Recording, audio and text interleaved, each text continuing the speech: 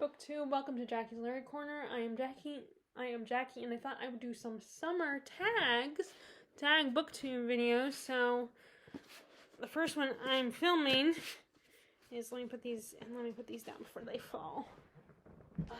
As I always say, the problem with sometimes book covers is they're very slippery.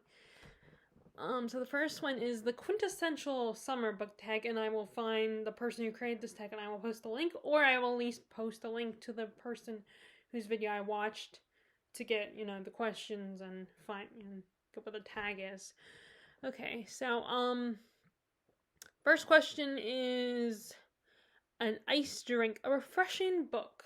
And I chose, The Bone Ships by R.J. Barker.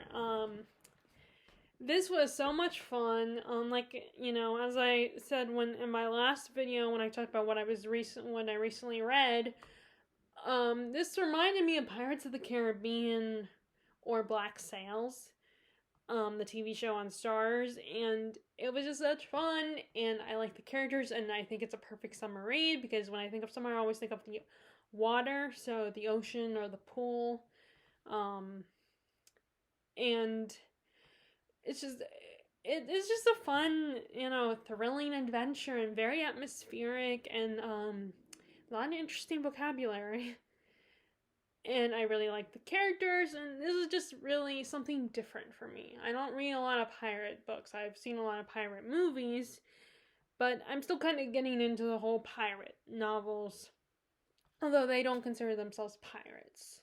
And also the idea of how the ships are made out of dragon bones is really cool too. Okay, next question. I don't have the book physically on me, and I cannot do the whole where you post the image on the screen, put the image on the screen.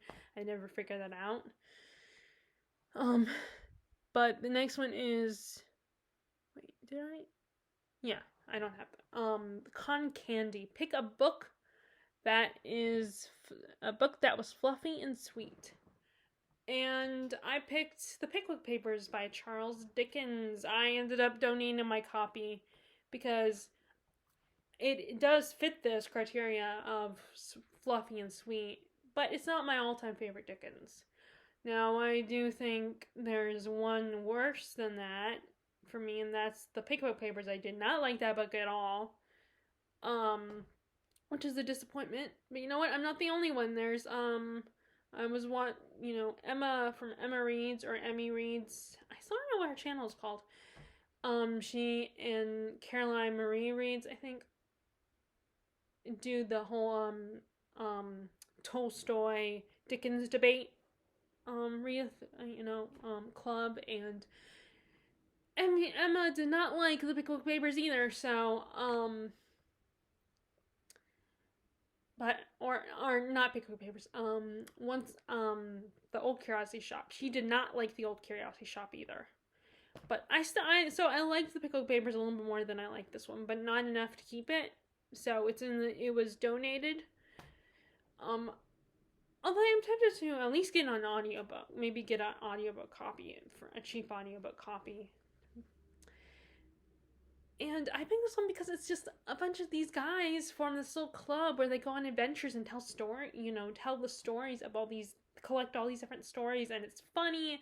It's a bunch of different, adventures that they go on, and, they get into a lot of mischief and trouble, and, the leader of the group, Mr. Pickwick, I think at one point he almost gets arrested.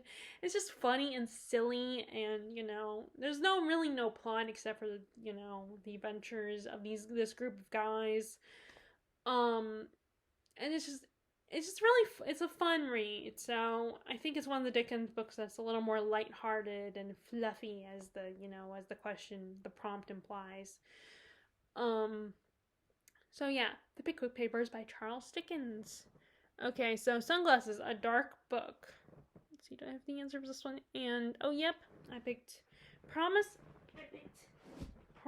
of Blood by Brian McClellan. This is kind of inspired by the French Revolution, and it's about, these group of citizens who break free of the nobility, and they start a revolution. And it's about they win, and their leader, what is his name? Let's see if I can get his name. I cannot. What is,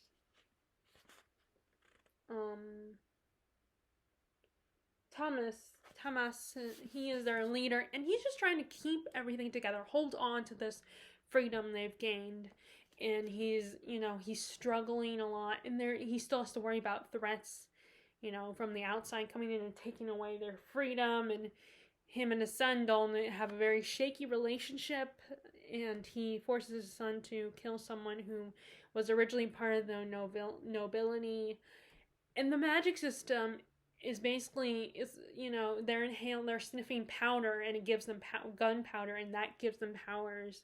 So it comes, and it can be addicting. So yeah, that's my pick for a dark book. Okay, so next question is picnic on a rainy day. Pick a sad book, and I picked quite a few. A few books that are sad, in my opinion.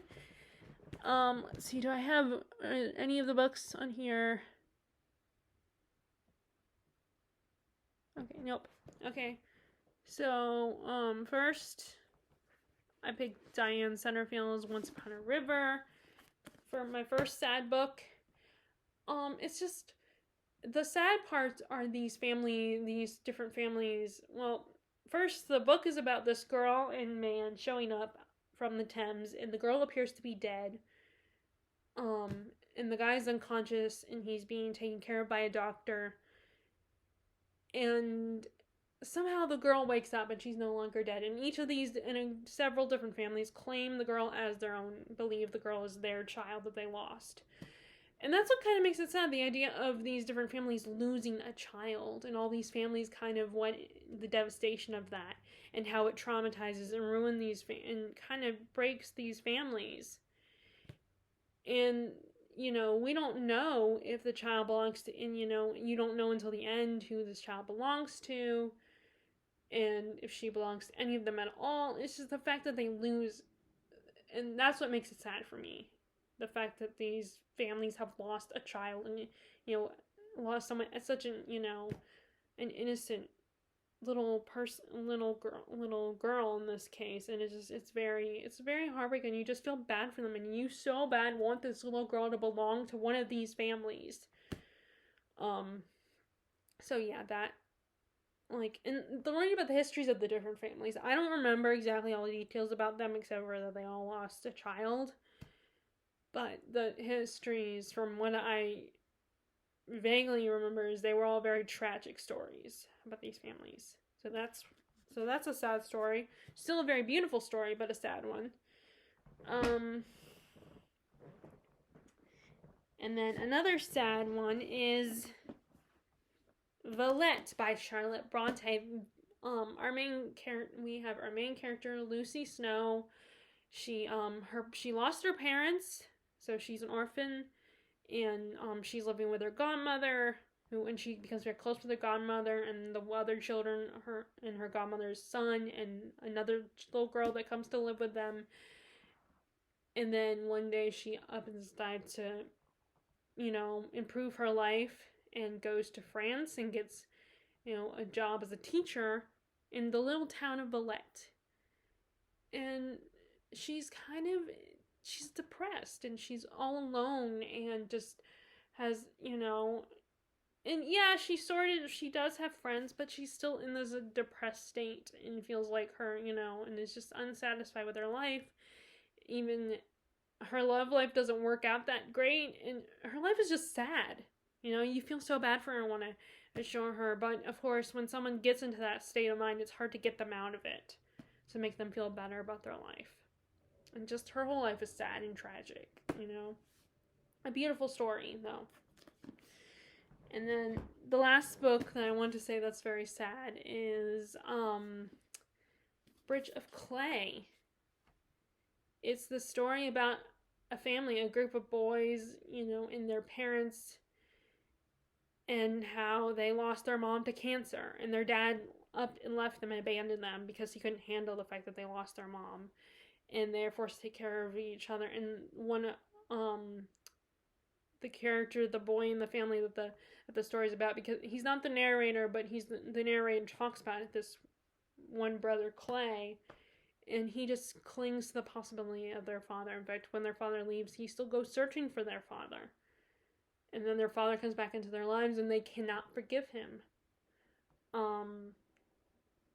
But Clay wants to and goes with him to help him with this task of building a bridge.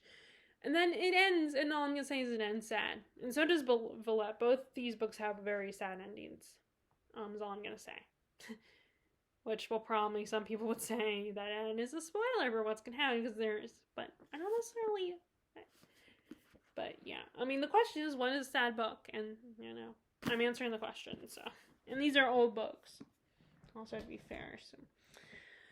Okay, so let's see. That was question number 4. So question number 5. Sand, a book that irritated you. Do I even have an answer for this? Okay, yes, I do.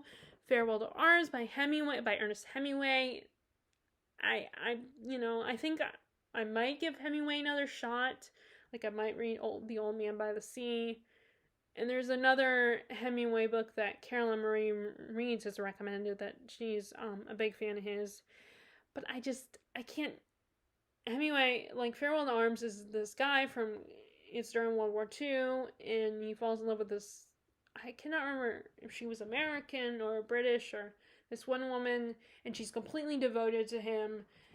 And he just treats her like, I feel like he takes her for granted, treats her like, he's very condescending towards her, and her devotion to him is really annoying, and the fact that she keeps calling him darling, I don't know, those kinds of words, those endearments, oftentimes if I hear them all the time, then they get annoying.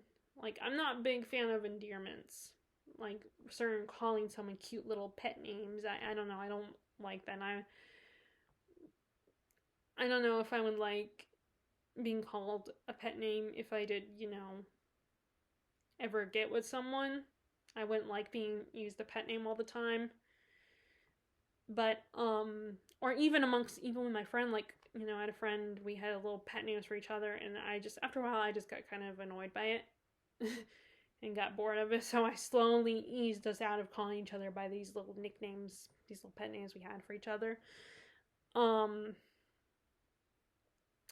But yeah, it's just, and it felt very misogynistic. I'm sorry, I feel like and I didn't like the writing style, just a staccato, that's the first thing. Like, I don't know, that's the only word I could think of.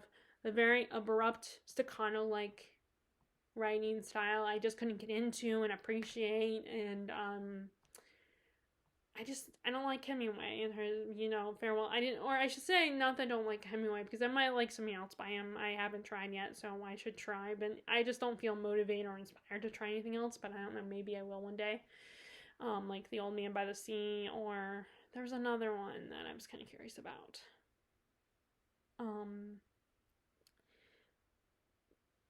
But, I just didn't like Farewell to Arms. I did not read that this year, so I read that a couple years ago. I had borrowed it from the library, and I did not like it. I did finish it, though. I think I did. I might have DNF'd it, I don't know. I think I finished it. I have to look and see what I said on my Goodreads review if I actually finished it. And then another one that irritated me was Part of Your World. So the characters kind of irritated me. Like, I was cool with Ariel. I think they did a good job with her. But Eric, and yes, you can make the argument that I'm not the target audience. I'm 33 years old, and this is probably more middle school, and maybe the characters are supposed to be, the author was thinking the characters are very young, although Ursula's not that young, and she felt she was written like very like a teenage girl taking over the school, like Regina George or Sharpay. That's from High School Musical. That's who she reminded me of. And I wish they explored more, but maybe Liz Braswell didn't want to make it too long. And Eric just, again, I thought he was older than Ariel. But granted, Ariel's a mermaid, and I don't know if mermaids are considered immortal or not, so, Maybe she could be older than him. And I don't know. I felt like he was not, you know, I wanted him to be a little more upset about the current situation, and not to put all the blame on Ariel, but but I feel like he forgave her really quickly. You know, granted, she was a dumb teenage girl who made a bad decision, but I would think, considering the situation he was in, I think he'd be a little emotionally, he might be a little upset and not as forgiving, even if it's not really her fault. Like, you can't entirely blame her for it, except for, like, she was just a teenage girl that made a dumb decision. And I think people can still, even if you could make a defense for that, people are human. I think people would, he would still might be a little more mad. But like I said, maybe you could make the argument of, oh, I'm not the target audience, so maybe they think the target audience wouldn't be as, maybe they wouldn't like it as much. But I don't know, I think it was too, and I've liked some of the other Twisted Tales. I liked I like the Cinderella one, so, and the Frozen one was okay. The Frozen one just felt like basically it was copying it was like the movie plot, but taking different paths. Like a what if scenario, which I guess all the books are like that, but it didn't feel different enough for me, Frozen. But yeah, the characters, Eric and Ursula, or Vanessa, I should say, just annoyed me so much in the book, and I felt like we didn't get enough of the two different worlds. But there were aspects of it I did like,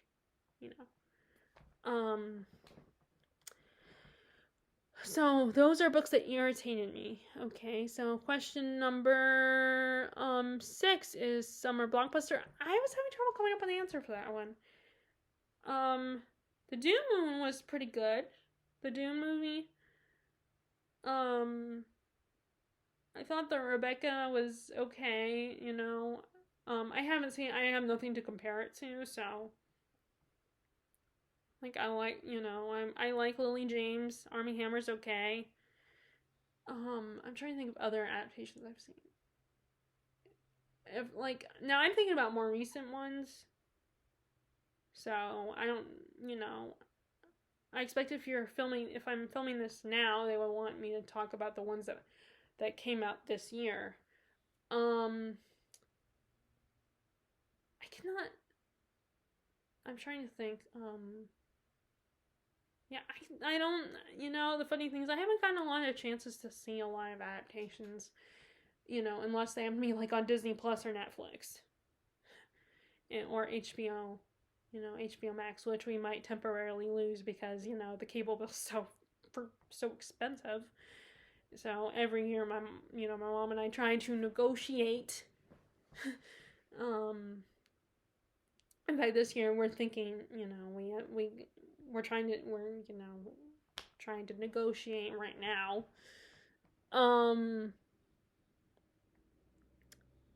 So yeah, it was hard to come up with an answer. I mean, like I said, the Doom movie was pretty good. It was kind of fun.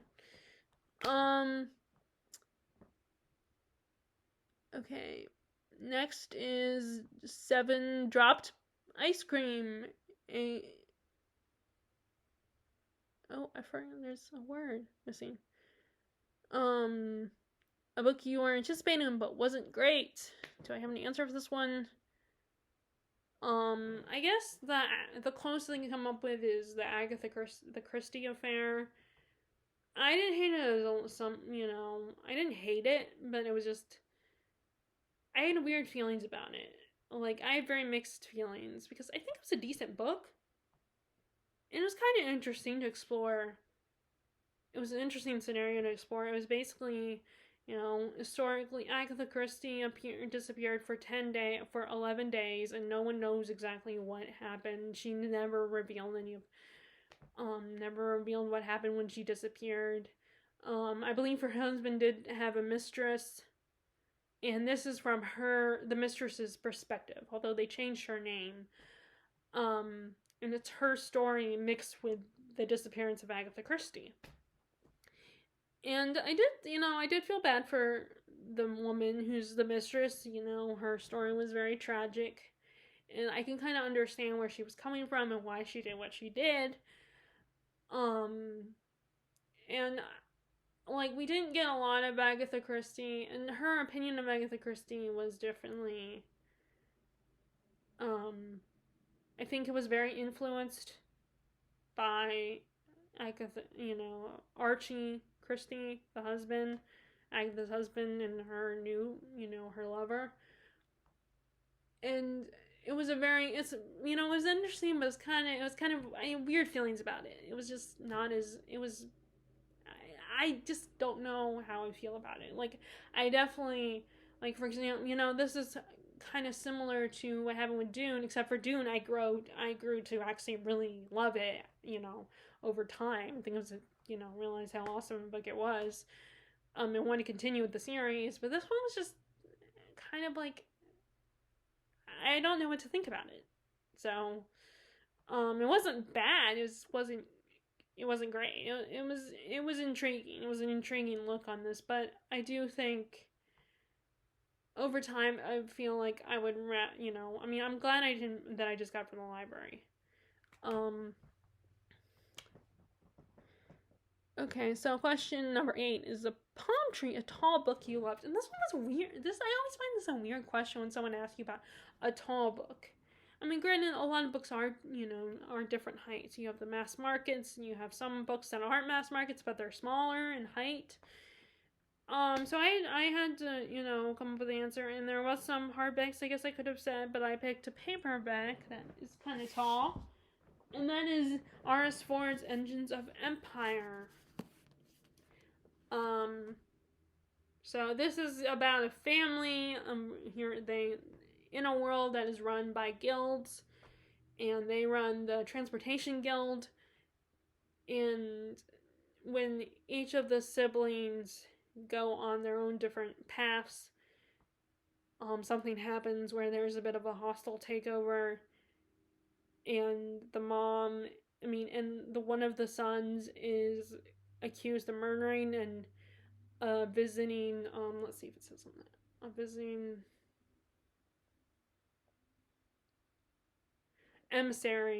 foreign emissary. He's accused of murdering her and is arrested. And you have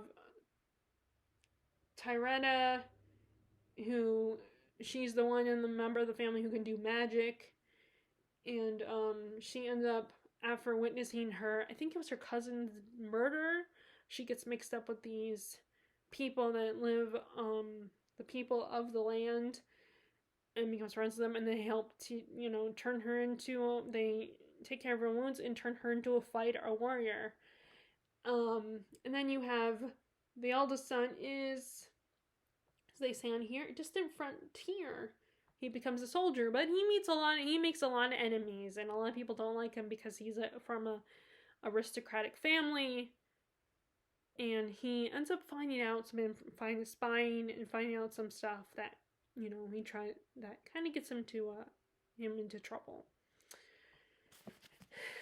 And it was a fun read, something different. It's a debut, I believe. And, the whole, it kind of has a steampunk feel, the idea of magic controlling machines and, or magic versus machines kind of thing. Although I wish they explored more of the, the machines and stuff like that. But maybe RS4 will do that in the next book. And I love that it was a story about a family, and one of the perspectives was the mother of these three young people. I feel like I don't read a lot of fantasy where we have the perspective of the parents, but I think that's partly because for the longest time, I read a lot of YA books. And now I'm going into more adult territory, so we get a lot of stories that are from the perspective of adults. And they're not just absent-minded, oblivious parents. They actually are involved in the kids' lives, but they're also not that overprotective parent that's like, you can't do this, I'm going to lock you in your room. I don't like that either. Although it does create an interesting conflict, but it would be kind of interesting to see parents that are more letting their kids, trusting their kids, but also protecting them, but not overprotecting them. Like I said, trusting them. But also are badass. So the tall book is Engines of Empire. And I don't know if this has ever been on hardback, because usually hardbacks are taller. But I don't think this has been come out on hardback. So I didn't have. Okay, so the last. Okay, so Palm Tree, a book you want to burn. I had trouble. This is the one that I could not come up with an answer. Which is surprising because there are books I don't like, the Sleeping Beauty trilogy, basically by Anne Rice. I don't know how to pronounce the name she used for that series. I don't like those. Red Rain could not stand. It was a cliche, and so I guess those are some books I want to burn. So yeah, it was hard for me to come up with an answer. And then the last question, I wasn't sure what to answer because I haven't read a lot of the new stuff yet. Into the stuff that just came out.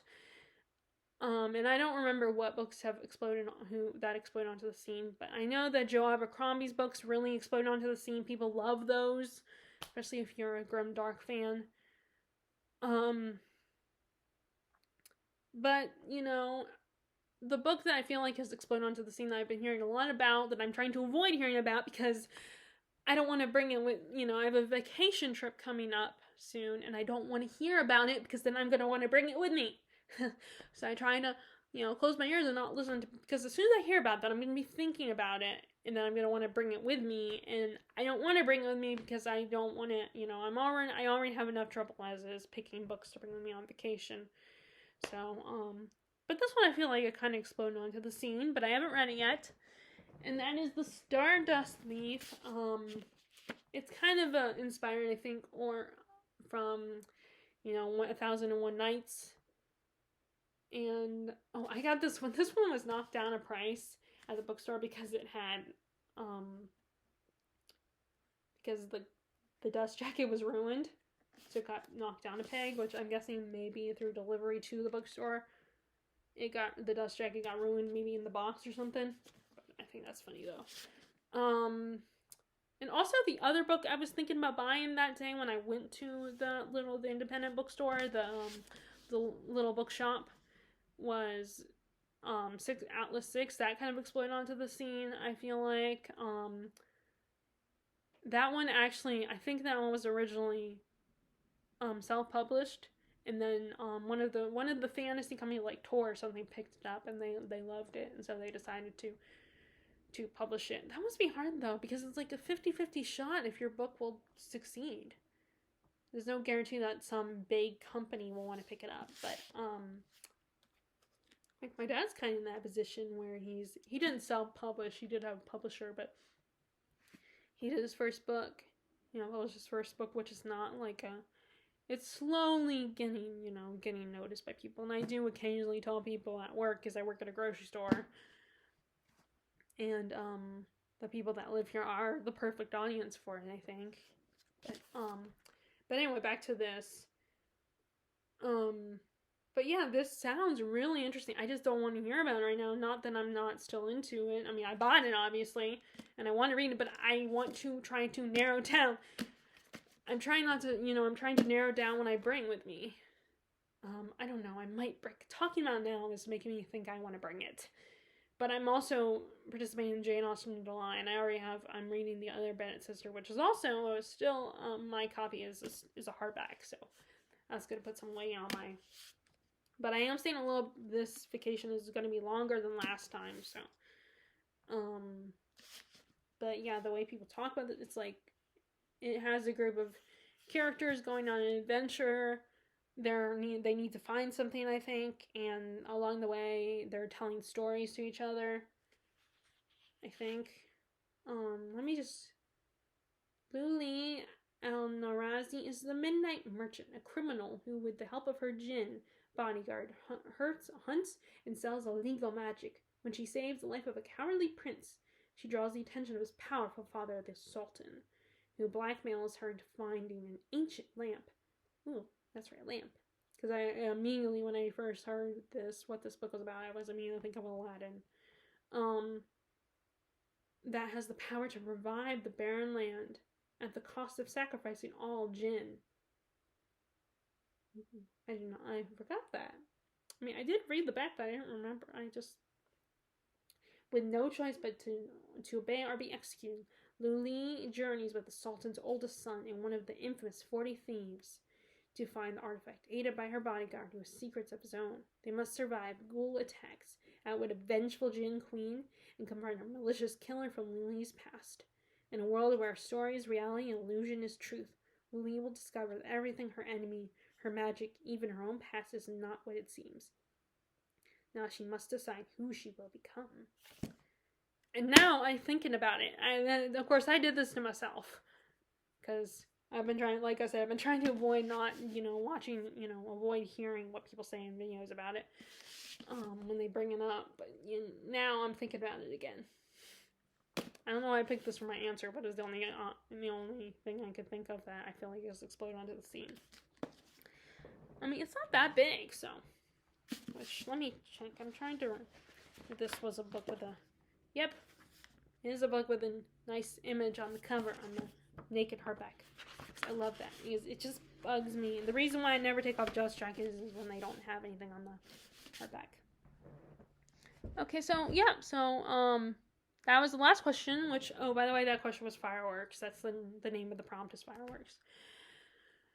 So, that was the quintessential summer book tag.